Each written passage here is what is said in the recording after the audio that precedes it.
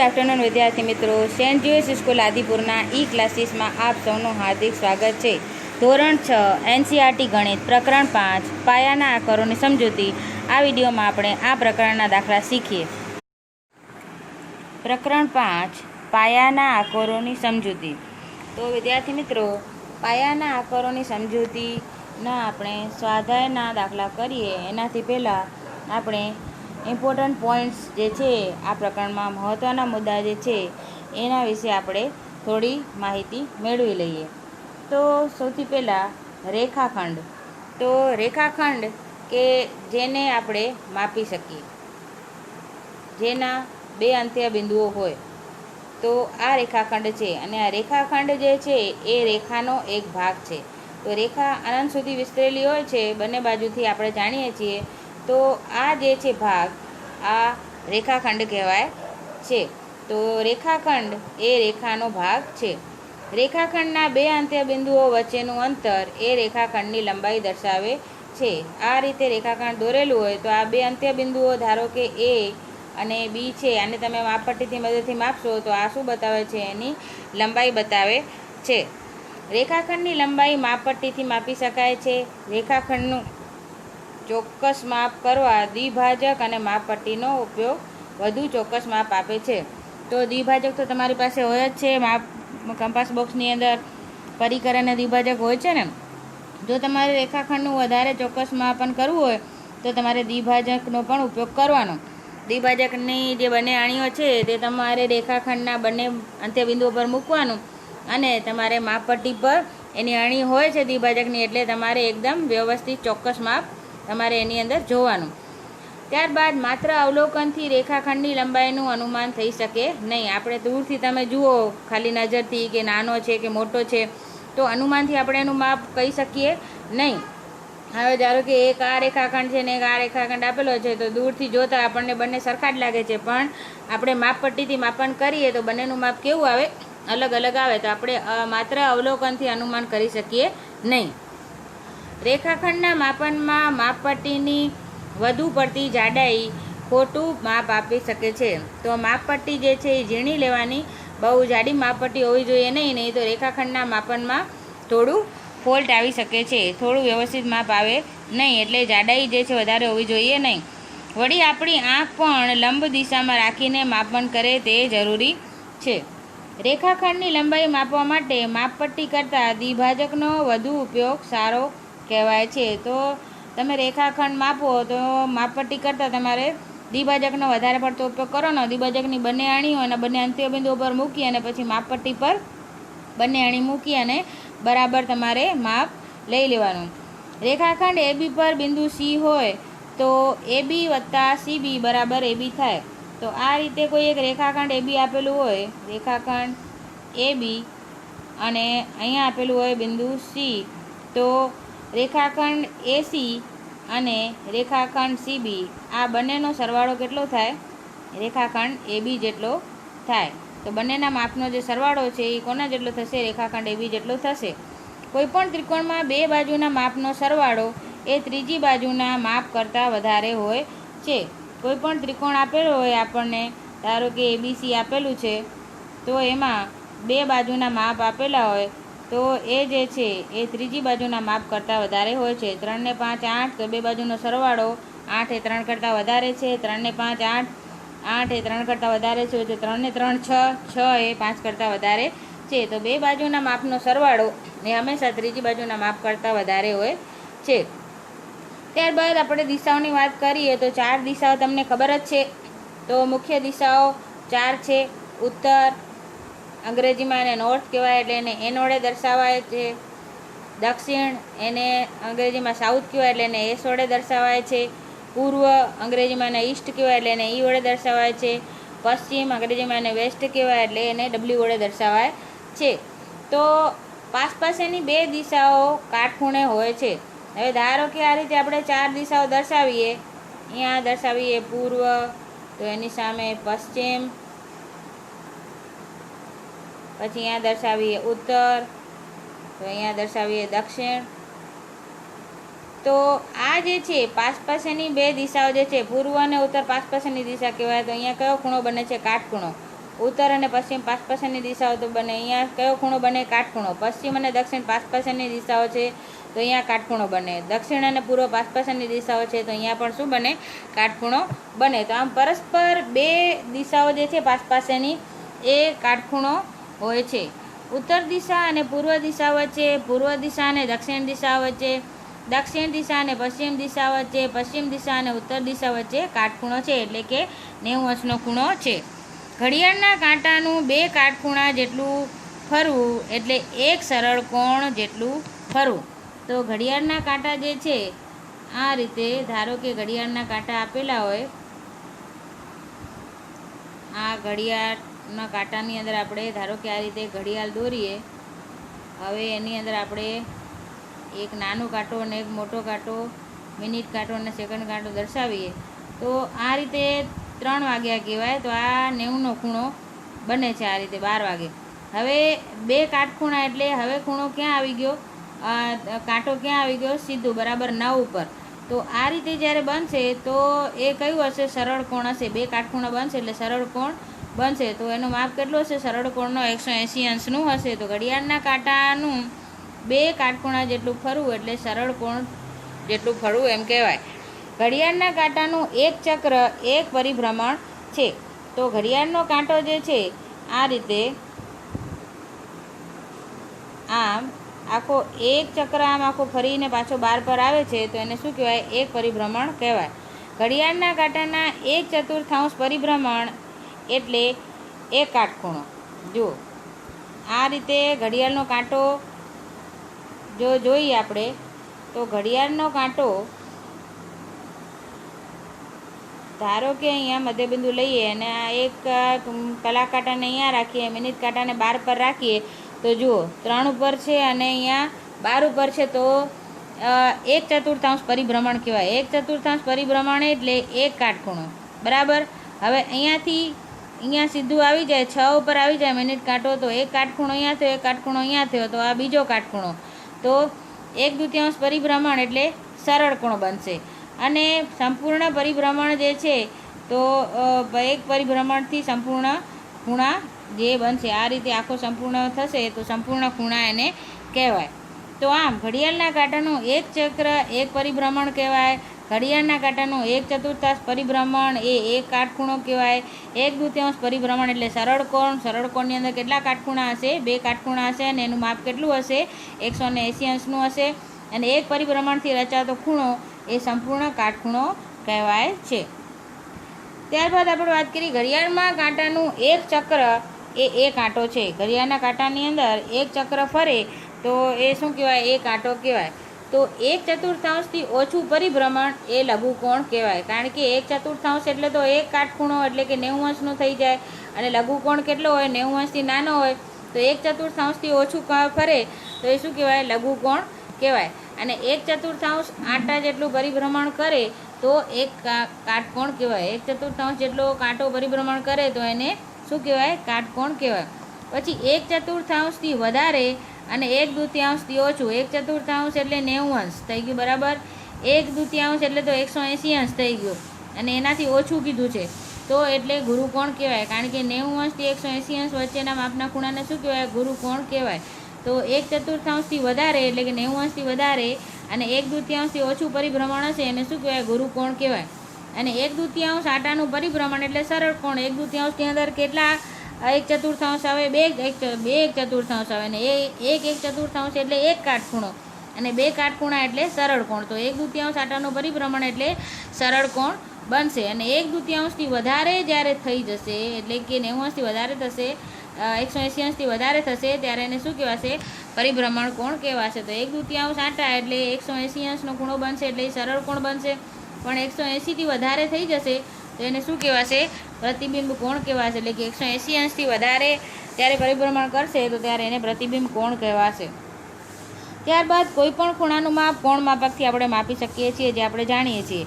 કોણ માપક 0 થી 180 અંશ સુધીના ખૂણાનું માપ જાણી શકાય છે. કોણ માપકની મદદથી આપણે 0 અંશથી 180 અંશનું માપ આપણે જાણી શકીએ છીએ.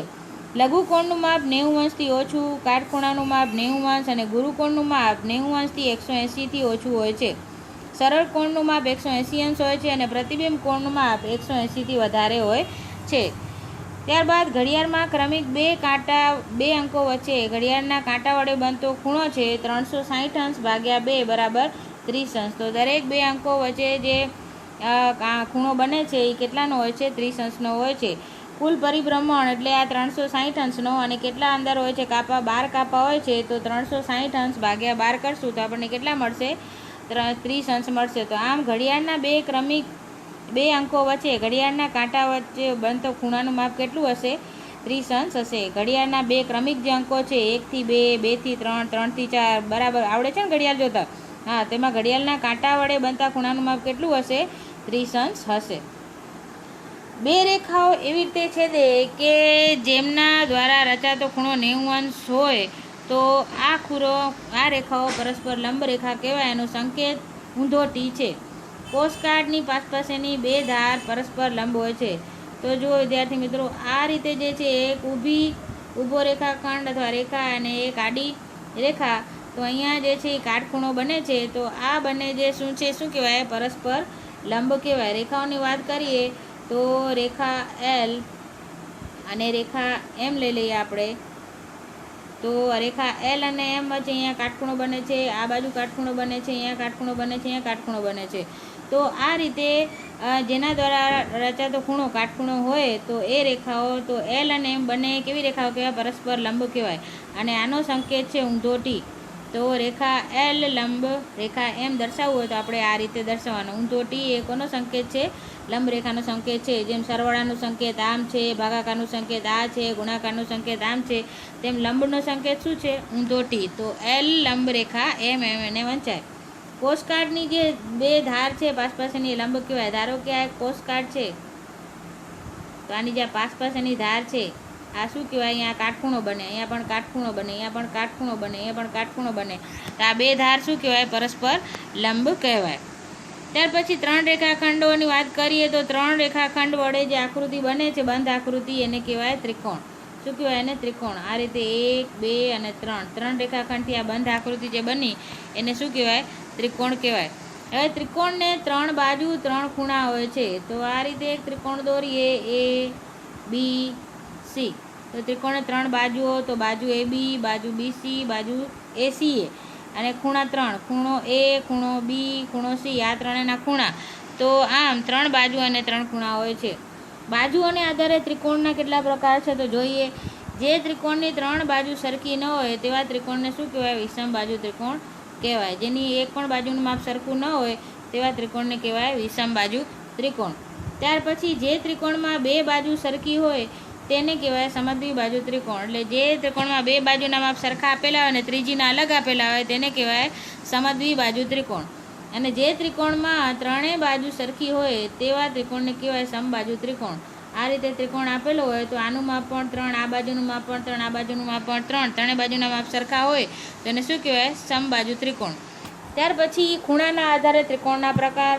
તો આ હતા બાજુના આધારે ત્રિકોણના પ્રકાર. હવે ખૂણાના આધારે ત્રિકોણના પ્રકાર જોઈએ તો 90 અંશ કરતાં વધારે દરેક ખૂણો નાનો હોય તો તેને લઘુકોણ ત્રિકોણ કહેવાય. જો ત્રિકોણ દોરીએ એના બધા ખૂણા જે છે 90 અંશથી નાના હોય તો તેને લઘુકોણ ત્રિકોણ કહેવાય.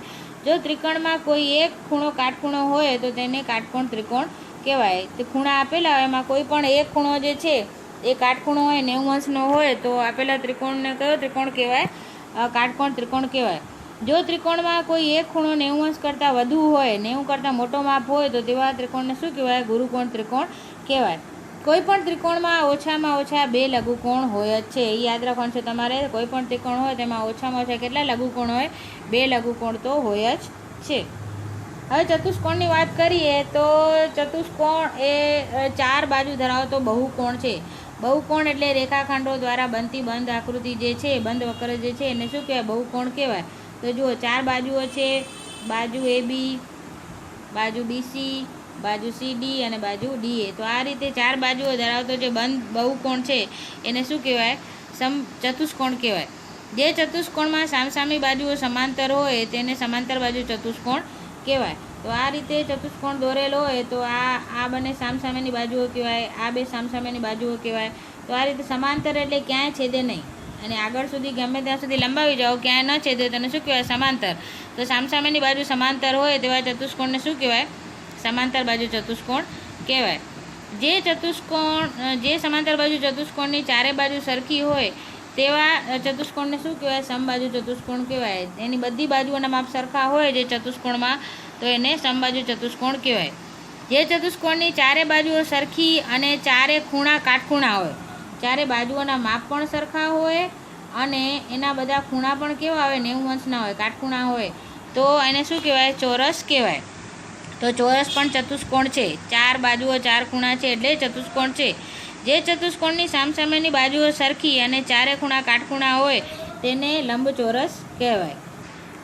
તો આ રીતે સામસામેની બાજુઓ સરખી હોવી જોઈએ તો એને શું કહેવાય? લંબચોરસ કહેવાય. તો આ બંને સામસામેની બાજુ કહેવાય, એના માપ સરખા છે. આ બે સામસામેની બાજુઓ છે એના માપ સરખા છે અને ખૂણા કેવા છે? કાટખૂણા, એટલે કે 90 અંશના માપના છે. તો આ ચતુષ્કોણને શું કહેવાય? લંબચોરસ કહેવાય. જે ચતુષ્કોણમાં સામસામેની બાજુઓની ફક્ત એક જ જોડની બાજુઓ સમાંતર હોય તો તેને સમલંબ ચતુષ્કોણ કહેવાય. તો આ રીતે કોઈ ચતુષ્કોણ દોરેલું હોય તો આને શું કહેવાય? સમલંબ. આ બંનેને તમે ઉપર સુધી લંબાવશો તો ક્યાંક ને ક્યાંક છેદશે, પણ આ બે બાજુઓ જે છે એ ક્યાંય પણ છેદતી નથી, સમાંતર છે. તો સામસામેની બાજુઓની એક જ જોડ સમાંતર હોય તો એને શું કહેવાય? સમલંબ ચતુષ્કોણ કહેવાય. તો આ પ્રકારનો જે ચતુષ્કોણ છે એ સમલંબ ચતુષ્કોણ કહેવાશે. હવે 3 બાજુઓ ધરાવતા બહુકોણ છે એને ત્રિકોણ કહેવાય. 4 બાજુ ધરાવતા બહુકોણને ચતુષ્કોણ કહેવાય. 5 બાજુ ધરાવતા બહુકોણને પંચકોણ કહેવાય. અને 6 બાજુ ધરાવતા બહુકોણને ષટકોણ કહેવાય. અને 8 બાજુ ધરાવતા બહુકોણને શું કહેવાય? અષ્ટકોણ કહેવાય. તો એના વિશે આ બધા કોણ જે છે એના વિશે વધારે માહિતી તમે આગળના ધોરણમાં મેળવશો. તો વિદ્યાર્થી મિત્રો, આ બધી જે નોંધની આપણે ચર્ચા કરી રહ્યા છીએ એ તમારે સમજીને બાકી નોટની અંદર બધી નોંધ લખવાની છે. તો ત્યાર પછીની નોંધ જોઈએ આપણે. તો જેને લંબાઈ અને પહોળાઈ જેવા બે માપ હોય તેને દ્વિપરિમાણીય આકૃતિ કહેવાય. એટલે કે લંબાઈ હોય અને પહોળાઈ હોય, બે જ માપ હોય તેને શું કહેવાય? એને દ્વિપરિમાણીય આકૃતિ કહેવાય. તો આ આકૃતિઓ જે છે એ જગ્યા રોકતી નથી. તો દ્વિપરિમાણીય આકૃતિઓ જે છે એ જગ્યા રોકતી નથી. એને 2D કહેવામાં આવે છે. શું કહેવામાં આવે છે? 2D કહેવામાં આવે છે. દાખલા તરીકે ચોરસ છે, લંબચોરસ છે, વર્તુળ છે, ત્રિકોણ છે. આ બધી આકૃતિઓ જે છે એ કઈ છે? દ્વિપરિમાણીય આકૃતિઓ છે, જેને 2D આકૃતિઓ કહેવામાં આવે છે. હવે જેને લંબાઈ, પહોળાઈ, ઊંચાઈ અથવા ઊંડાઈ કે જાડાઈ એવા 3 માપ આપેલા હોય તો તેને ત્રિપરિમાણીય આકાર કહેવામાં આવે છે. અને ત્રિપરિમાણીય આકારને 3D પણ કહેવામાં આવે છે. તમે 3D પિક્ચર જોવા જાઓ છો ને, એવી રીતે 3D આકાર કહેવામાં આવે છે. આવી ઘન આકૃતિઓ જગ્યા રોકે છે. તો આ જે ત્રિપરિમાણીય આકારવાળી વસ્તુઓ છે એ બધી શું છે? જગ્યા રોકે છે. જ્યારે દ્વિપરિમાણીય આકારવાળી વસ્તુઓ જગ્યા રોકતી નથી. તો દ્વિપરિમાણીય એટલે 2D અને ત્રિપરિમાણીય એટલે 3D. તો જેમ કે ઘન છે, લંબઘન છે, નળાકાર છે, શંકુ છે, આ બધા ત્રિપરિમાણીય આકારો છે જે બધા જગ્યા રોકે છે.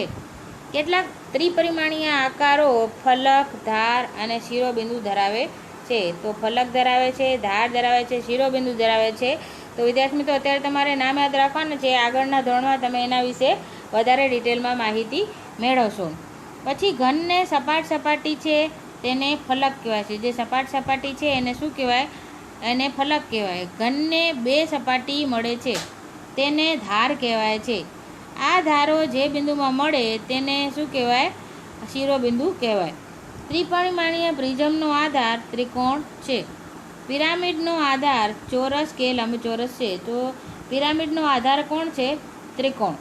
અને પ્રિઝમનો આધાર કોણ છે? ત્રિકોણ. અને પિરામિડનો આધાર કોણ છે? ચોરસ કે લંબચોરસ છે. તમે એની આકૃતિ દોરશો, જોશો તો તમને વધારે આઈડિયા આવશે. નળાકાર, શંકુ અને ગોળાની ધાર સીધી હોતી નથી. નળાકાર છે, શંકુ છે, ગોળાની ધાર છે, એ બધાની ધાર જે છે સીધી હોતી નથી. ગોળો હોય, શંકુ હોય કે નળાકાર હોય, એ બધાની ધાર સીધી ન હોય. તમે જોશો એની નીચે આ રીતે તળિયું આવું હશે. નીચેનો તળિયો જે છે એ કેવો હશે? આ પ્રકારનો હશે. તો વિદ્યાર્થી મિત્રો, અહીં આપણી જે મુખ્ય મુદ્દા છે એના વિશે એની ચર્ચા પૂરી થાય છે. આ બધા મુદ્દા તમારે સમજી અને બાકી નોટની અંદર લખવાના છે. હવે આપણે શરૂ કરીએ સ્વાધ્યાય 5.1. તો આપણે સમજીએ પ્રશ્ન પહેલો. માત્ર નિરીક્ષણ કરીને રેખાખંડોની સરખામણી કરવામાં કયો ગેરલાભ થાય છે? તો હમણાં આપણે ચર્ચા કરી કે આપણે માહિતીમાં જોયું કે બે રેખાખંડોને આપણે દૂરથી જ નિરીક્ષણ કરીને અનુમાન લગાવી શકતા નથી કે એના માપ સરખા છે કે નહીં. તો આ રીતે આપણે કોઈ પણ બે રેખાખંડ દોરી દઈએ, રેખાખંડ AB, રેખાખંડ CD. તો આ રેખાખંડ દૂરથી તો આપણને સરખા લાગે છે, પણ હકીકતમાં આ બે સરખા છે નહીં. તો તમે માપવા જાઓ માપપટ્ટીની મદદથી તો બંનેમાં કાંઈક ને કાંઈક પોઈન્ટનો ફેરફાર તો આવશે. તો માત્ર નિરીક્ષણ કરીને બે રેખાખંડોની લંબાઈનું અનુમાન કરવું એ કેટલીક વાર ખોટું પડે છે. ક્યારેક સાચું પણ પડે, પણ હંમેશા સાચું પડે નહીં. બાજુમાં આપણે આપેલી આકૃતિ AB અને CD રેખાખંડમાં બંને રેખાખંડની લંબાઈ સરખી લાગે છે. તો અહીં આપણે એક રીતે જોઈએ તો બંને રેખાખંડની લંબાઈ તમે દૂરથી જુઓ, તમારી ચોપડીમાં પણ આપેલી છે, તો સરખી લાગશે. પણ તમે માપપટ્ટીથી માપશો તો બે રેખાખંડોની લંબાઈ સરખી છે નહીં. CDની લંબાઈ કેટલી છે? 2 સેન્ટીમીટર અને ABની લંબાઈ કેટલી છે? 2.5 સેન્ટીમીટર. તો આમ 0.5 સેન્ટીમીટરનો બંનેના માપમાં ફરક આવે છે. તો આથી આપણે કહી શકીએ કે માત્ર નિરીક્ષણ કરીને રેખાખંડોની સરખામણી કરવાથી ગેરલાભ છે, કરી શકાય નહીં, હંમેશા સાચું માપ મળે નહીં. ત્યાર પછી પ્રશ્ન નંબર 2માં જોઈએ તો રેખાખંડની લંબાઈ માપવા માટે માપપટ્ટી કરતાં દ્વિભાજક શા માટે વધુ ઉપયોગી છે? તો વિદ્યાર્થી મિત્રો, રેખાખંડને બે અંત્ય બિંદુ હોય છે, આપણે જાણીએ છીએ. તો આ એક રેખાખંડ છે, ધારો કે રેખાખંડ AB. હવે આ રેખાખંડને માપવું હોય તો તમે માપપટ્ટીથી જો માપો તો માપપટ્ટી જાડી હોય, કાં તમે જરાક પણ પોઈન્ટની ભૂલ એમાં થઈ શકે તો બરાબર માપ યોગ્ય રીતે મળે નહીં. પણ આ ટાઈપનું જે આપણી પાસે દ્વિભાજક હોય છે ને તમારા બધાના કંપાસમાં, તો દ્વિભાજકની અણીને અહીંયા મૂકશો અને બીજી અણીને અહીંયા મૂકશો અને પછી તમે આ સ્કેલ પર એનું માપ લેશો તો એ જો એનું પોઈન્ટ છે એકદમ બરાબર તમને માપ પર દેખાશે. તો તમે દ્વિભાજકથી તમે માપશો તો બરાબર અણી જે છે એ માપપટ્ટીના એ માપ પર જ આવશે અને આ બિંદુ પર એની અણી આવશે. તો તમારે જરાક પણ એમએમની પણ જરાક પણ ફરક પડશે નહીં. મિલીમીટર જેટલા માપની પણ તમારે એમાં ફરક આવશે નહીં. એકદમ એક્યુરેટ, એકદમ ચોક્કસ માપ તમે એના વડે લઈ શકશો. તો માપપટ્ટી વડે રેખાખંડની લંબાઈ માપવા કેટલીક વાર પૂરેપૂરું સાચું માપ મેળવી શકાતું નથી. માપપટ્ટી પરના અંકોની પ્રમાણભૂતતા, માપપટ્ટીની જાડાઈ, પછી આપણા માપનની રીતની ક્ષતિ કારણભૂત બને છે. ક્યારેક અમુક જણાની માપનની રીતમાં પણ ક્ષતિ આવી જતી હોય છે. તો આમ રેખાખંડનું સાચું માપ, ચોક્કસ માપ મળે એટલા માટે આપણે દ્વિભાજકનો ઉપયોગ કરવો જોઈએ. દ્વિભાજક વડે રેખાખંડનું આપણને ચોક્કસ માપ મળે છે. દ્વિભાજકના પાંખિયામાં અણી હોય છે, જેને લીધે માપપટ્ટી જે છે એના પર મૂકવામાં આવે અને રેખાખંડના અંત્યબિંદુએ મૂકવામાં આવે તો આપણે ચોકસાઈ જળવાઈ શકીએ છીએ અને માપમાં બરાબર ચોકસાઈ જળવાય છે. તો એટલા માટે રેખાખંડની લંબાઈ માપવા માટે આપણે માપપટ્ટી કરતાં દ્વિભાજક વાપરવું વધારે સારું છે. ત્યાર પછી પ્રશ્ન નંબર 3. કોઈ રેખાખંડ દોરીને કહો કે કોઈ બિંદુ C એ A અને B વચ્ચે રેખાખંડ પર દર્શાવો અને AB રેખાખંડ, BC રેખાખંડ અને AC રેખાખંડની લંબાઈ માપો. શું AB બરાબર AC વત્તા CB છે? તો વિદ્યાર્થી મિત્રો, અહીંયા આપણને એક રેખાખંડ AB દોરવાનું કીધું છે. તો આ રીતે રેખાખંડ AB દોરો. રેખાખંડ AB. હવે અહીંયા આપણને કીધું છે કે બિંદુ C એ એની વચ્ચે લ્યો, તો અહીંયા આપણે બિંદુ C લીધું. તો વચ્ચે ગમે ત્યાં તમે લઈ શકો છો, એવું કોઈ જરૂર નથી કે બરાબર વચ્ચોવચ્ચ જ, બંનેની વચ્ચે ગમે ત્યાં આવવું જોઈએ. બિંદુ C એવી રીતે તમારે લેવાનું છે. હવે આ AB જે છે એને તમે માપપટ્ટીથી માપી લો, એ 5 સેન્ટીમીટરનું છે. અને ત્યારબાદ તમે માપપટ્ટીની મદદથી રેખાખંડ એસીને માપો તો એ તમને મળશે 3 સેન્ટીમીટરનું. ત્યારબાદ સીબીને માપો તો એ તમને મળશે 2 સેન્ટીમીટર માપનું. તો આપણને કીધું છે કે શું આ એ બીનું માપ એ એસી અને બીસીના માપના સરવાળા જેટલું છે? તો 3 + 2 બરાબર કેટલા થાય? 5. તો હા છે, એસી અને સીબીના માપનો સરવાળો જે છે એ અને બીની લંબાઈના માપના સરવાળા જેટલો છે. તો માટે આપણે લખીએ કે અહીં આપણે 5 સેન્ટીમીટર લંબાઈનો રેખાખંડ એ બી દોર્યો છે. રેખાખંડ એ બી ઉપર એક બિંદુ સી લીધું છે. હવે રેખાખંડ એ બી, રેખાખંડ એસી, રેખાખંડ સીબીના માપ આપણે માપીએ. તો એ બી કેટલું મળ્યું? 5 સેન્ટીમીટર. એસી કેટલું મળ્યું? 3 સેન્ટીમીટર. સીબીનું માપ કેટલું મળ્યું? 2 સેન્ટીમીટર. તો માટે એસી વત્તા સીબી કરીએ તો આપણને મળે છે 3 + 2 બરાબર 5 સેન્ટીમીટર. વળી એ બી પણ કેટલું છે? એ બીનું માપ કેટલું છે? 5 સેન્ટીમીટર. તો માટે આપણે કહી શકીએ કે એ બી બરાબર એસી વત્તા સીબી, એટલે કે એ બીનું માપ જે છે એ એસી અને સીબીના સરવાળા જેટલો છે. તો વિદ્યાર્થી મિત્રો, આ પ્રશ્ન 1, 2 અને 3 હકીકતમાં તો એક સમજૂતી જ છે, એને દાખલા ન કહી શકાય, છતાં પણ તમારે સમજી અને પાકી નોટની અંદર લખવાના છે. ત્યાર પછી આપણે સમજીએ પ્રશ્ન નંબર 4.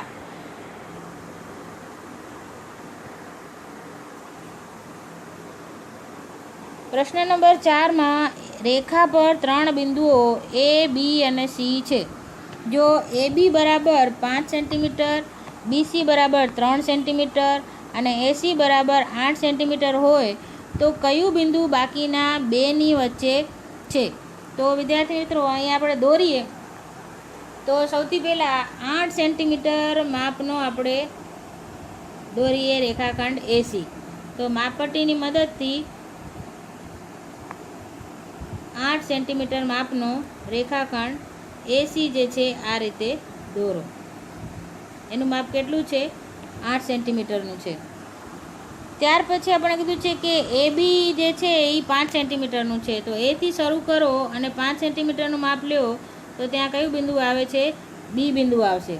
ત્યાર પછી ફરીથી માપપટ્ટીની મદદથી બીથી શરૂ કરો અને સી સુધી જાઓ તો એ કેટલું માપ લેવાનું છે?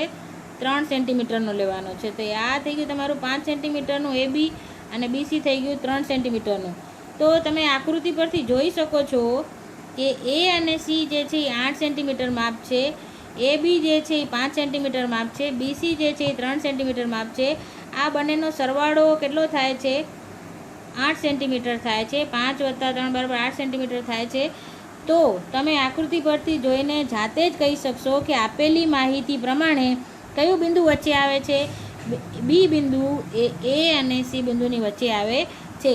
એસીનું માપ છે 8 સેન્ટીમીટર અને એ બી અને બીસીનું બંનેના માપનો સરવાળો કરતાં 8 સેન્ટીમીટર મળે છે. તો આમ આપણે આપેલી માહિતીના આધારે આકૃતિ દોરતા ખબર પડે છે કે બી બિંદુ જે છે એ અને સી બિંદુની વચ્ચે આવેલો છે. તો આપણે લખીએ, એક રેખા પર 8 સેન્ટીમીટર લંબાઈનો રેખાખંડ એસી લઈએ અને રેખાખંડ એસી ઉપર એ બી બરાબર 5 સેન્ટીમીટર થાય તેવું બિંદુ બી લઈએ. ત્યાર પછી બીસી બરાબર એસી ઓછા એ બી કરીએ તો 8 - 5 બરાબર 3 સેન્ટીમીટર મળે છે. તો એ બી વત્તા બીસી કરીએ તો થશે 3 + 5 બરાબર 8 સેન્ટીમીટર. એ બી વત્તા બીસી બરાબર આપણને એસીનું માપ મળે છે. એસી આપણી પાસે 8 સેન્ટીમીટર છે. તો માટે એસી રેખાખંડ ઉપર બિંદુ બી આવેલું છે. તેથી બિંદુ બી એ બિંદુ અને બિંદુ સીની વચ્ચે આવેલું બિંદુ છે. ત્યારબાદ આપણે સમજીએ પ્રશ્ન નંબર 5. ચકાસો બિંદુ ડી એ રેખાખંડ એજીનું મધ્ય બિંદુ છે. તો વિદ્યાર્થી મિત્રો, અહીંયા આપણને એક આકૃતિ આપેલી છે. જુઓ, તમારી ચોપડીમાં પણ આ આકૃતિ આપેલી છે. તો અહીંયા આપણી પાસે એક રેખા આપેલી છે, એના પર અલગ અલગ બિંદુઓ આપેલા છે. તો તમે જુઓ, સૌથી પહેલાં એ અને સૌથી છેલ્લે છે જી. અને આપણને એમ કહે છે કે આ ડી જે છે આ એજીનું મધ્ય બિંદુ છે, એ ચકાસવાનું છે. તો આપણે વિદ્યાર્થી મિત્રો બધાના માપની ચકાસણી કરીએ તો એથી બી સુધીનું અંતર છે 1 એકમ, બીથી સી સુધીનું એકમ છે 1 એકમ અને સીથી ડી સુધીનું અંતર છે 1 એકમ. તો 1 વત્તા 1 વત્તા 1 બરાબર કેટલા થયા? 3. એવી રીતે ડી થી ઈનું માપીએ તો 1 એકમ, ઈ થી એફનું અંતર માપીએ તો 1 એકમ, અને અહીંયાથી માપીએ તો 1 એકમ. તો 1 વત્તા 1 વત્તા 1 બરાબર કેટલા થયા? 3. તો ડાબી બાજુ પણ 3 એકમ છે અને જમણી બાજુ પણ કેટલું છે? 3 એકમ છે. તો આમ આપણે જોઈ શકીએ છીએ કે ડી થી ડાબી બાજુ પણ 3 એકમ અંતર છે અને જમણી બાજુ પણ 3 એકમ અંતર છે. બંને બાજુ અંતર સરખા છે. તો આથી આપણે કહી શકીએ કે ડી જે છે એ એજી પરનો મધ્ય બિંદુ છે. તો આપણે લખીએ એનો જવાબ. તો સૌ પ્રથમ આપણે એ બિંદુથી ડી બિંદુ સુધીનું અંતર એટલે કે અંતર એડી તથા ડી બિંદુથી જીનું અંતર ડીજી શોધીએ. તો એડી બરાબર એબી વત્તા બીસી વત્તા સીડી એટલે કે 1 વત્તા 1 વત્તા 1 બરાબર 3 એકમ મળશે. એવી રીતે ડીજી બરાબર ડીએફ વત્તા ઈએફ વત્તા એફજી તો 1 વત્તા 1 વત્તા 1 બરાબર 3 મળશે. તો આમ એજી બરાબર એડી વત્તા ડીજી બરાબર 3 વત્તા 3 બરાબર 6 એકમ મળે છે. તો આમ એડી બરાબર ડીજી બંનેના માપ કેટલા છે? 3 એકમ છે. ડાબી બાજુ પણ 3 એકમ અને જમણી બાજુ પણ 3 એકમ. તો ડી એ એજી રેખાખંડ પર આવેલું એવું બિંદુ છે કે જે એડીજી તથા એડી બરાબર ડીજી છે. તો આ પરથી કહી શકાય કે ડી એ એજી પરનું મધ્ય બિંદુ છે. ત્યાર પછી વિદ્યાર્થી મિત્રો આપણે સમજીએ પ્રશ્ન નંબર 6. બી બિંદુ બી એ રેખાખંડ એસીનું મધ્ય બિંદુ છે અને સી એ રેખાખંડ બીસીનું મધ્ય બિંદુ છે. તો એ બી સી અને ડી એક જ રેખા પર છે. તો એ બી બરાબર સીડી શા માટે કહી શકાય? તો વિદ્યાર્થી મિત્રો અહીંયા એક રેખા દોરેલી છે. તો બી જે છે એ આપણને કીધું છે કે એસીનો મધ્ય બિંદુ છે. તો આ રીતે આપણે એસી રેખાખંડ લઈએ અને એના મધ્યમાં આપણે લખશું બી. અને ત્યાર પછી આપણને કીધું છે કે સી એ બીડીનું મધ્ય બિંદુ છે. તો આ બી અને ડી જે છે એના મધ્યમાં આપણે લેશું બિંદુ સી. તો બી એ અને સીનું મધ્ય બિંદુ છે, સી એ બી અને ડીનો મધ્ય બિંદુ છે એમ આપણને પ્રશ્નમાં કીધું છે. અને પછી કીધું છે કે એ બી અને સી બધા એક જ રેખા પર છે.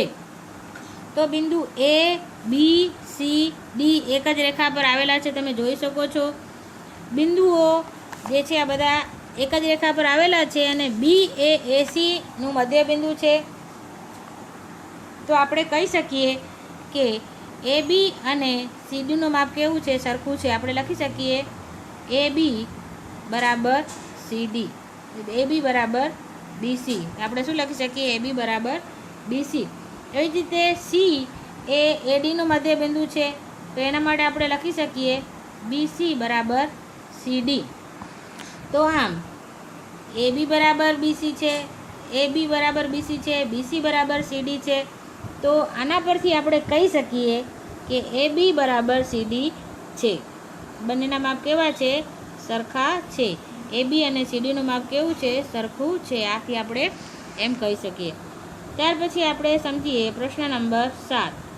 પ્રશ્ન નંબર 7માં આપણને કીધું છે કે 5 એવા ત્રિકોણ દોરો કે તેની બાજુઓ પણ માપો કે દરેક પરિસ્થિતિમાં ચકાસો. તો પહેલાં તમારે 5 ત્રિકોણ દોરવાના છે, એમની બાજુઓ માપવાની છે અને દરેક પરિસ્થિતિમાં ચકાસો કે કોઈ પણ બે બાજુના માપનો સરવાળો હંમેશા ત્રીજી બાજુ કરતાં વધુ હોય છે.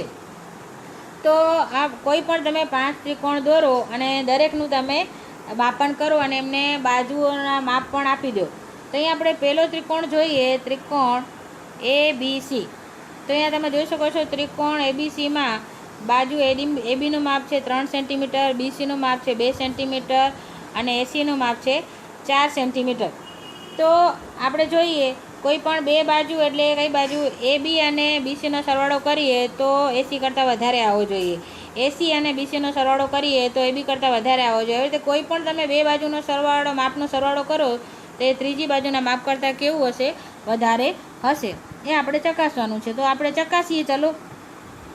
તો સૌથી પહેલાં આપણે લઈએ એ બી વત્તા બીસી. એ બી વત્તા બીસી તો 3 વત્તા 2 બરાબર કેટલા મળશે? 5 સેન્ટીમીટર. તો બીજી બાજુનું માપ કેટલું છે?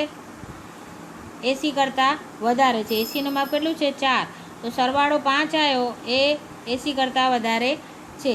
એ જ રીતે પછીની બાજુ લઈએ BC વત્તા AC, તો 2 વત્તા 4 બરાબર મળે છે 6. તો ત્રીજી બાજુ છે AB એ 3 છે, તો આ બંનેનો સરવાળો જે છે એ ત્રીજી બાજુ કરતાં વધારે છે, તો 6 જે છે એ 3 કરતાં વધારે છે.